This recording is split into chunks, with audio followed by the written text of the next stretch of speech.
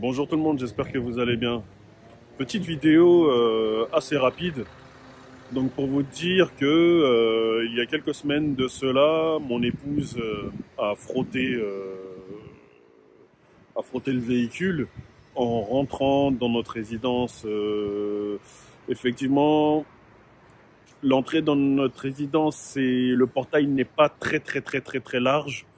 Ce jour-là, il faisait nuit, donc comme elle le dit assez souvent, elle fait attention avec ce véhicule vu qu'il est dépourvu de capteurs sensoriels. Donc ce jour-là, elle était pressée, elle n'a pas pensé au fait qu'il n'y a pas de capteur dans le véhicule. Et comme par hasard, donc le véhicule a pris un petit coup. Donc je vous montre ça. Voilà. Là, comme on peut voir. Après, c'est pas trop méchant, hein. Donc, vous avez le plastique qui a pris. Et là, la peinture un petit peu. Donc, je sais pas quand est-ce que je vais faire refaire ma portière. J'hésite encore un petit peu à la faire ces prochaines semaines ou j'attends encore quelques mois. Bon, c'est pas méchant, là, je pense qu'il y en a il y en a même pas pour 300-400 balles, hein. Franchement, même pas, hein. Mais je suis pas le seul à être dans ce problème-là. Enfin, je suis pas le seul à avoir abîmé son véhicule. Encore une fois, je me répète, même si dans l'angle là, ici, je suis pas sûr qu'avec ou sans les capteurs, elle aurait touché. Mais j'ai rencontré un abonné aujourd'hui. Donc Dizzy, si tu vois cette vidéo, je compatis. Donc toi aussi, tu as le même véhicule, un Tesla Model Y blanc avec intérieur blanc. Tu me disais lorsqu'on s'est vu ce matin, donc nous sommes jeudi 19 janvier. Tu me disais que tu avais frotté ton pare-choc. Et d'ailleurs, j'ai rencontré aussi un autre abonné il y a quelques semaines. Il m'a montré aussi qu'il avait abîmé son pare-choc là, puisque le véhicule, encore une fois, est dépourvu de pare-choc, de capteur sensoriel, ce qui est vraiment très embêtant. Donc moi je comprends pas pourquoi Tesla a fait le choix de sortir ce véhicule avant même la mise au point du Tesla Vision. Pourquoi ils ont fait ce choix-là de supprimer les capteurs?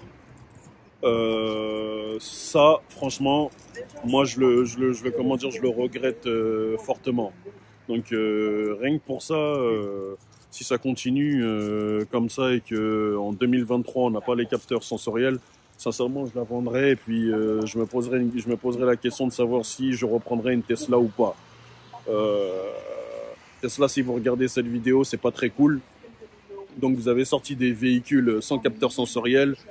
Vous avez un tas de clients qui achètent vos véhicules, un tas de clients qui abîment leurs véhicules. Effectivement, comme je disais à Laurent d'électrique, de famille électrique, quand je fais un créneau, quand il y a quelqu'un derrière moi, cette personne doit pas conduire celui-là ou quoi. Je recule centimètre par centimètre, j'avance centimètre par centimètre. Tout ça parce que je ne vois pas ce qui se passe devant moi et ça m'embête. Je n'ai pas de capteur ultrason, il y a pas de caméra, il y a pas de capteur ultrason, il n'y a pas de caméra 360 sur ce véhicule, il n'y a pas de caméra à l'avant. C'est très embêtant. Sincèrement, c'est embêtant. Donc, quand j'ai acheté mon véhicule, je ne le savais pas qu'il n'y avait pas de capteur. Je ne le savais pas. Certaines personnes ont reçu un mail les informant qui vont réceptionner un véhicule sans capteur sensoriel et on leur laissait le choix d'accepter ou non cette modification. Moi, je n'ai pas eu ce message-là.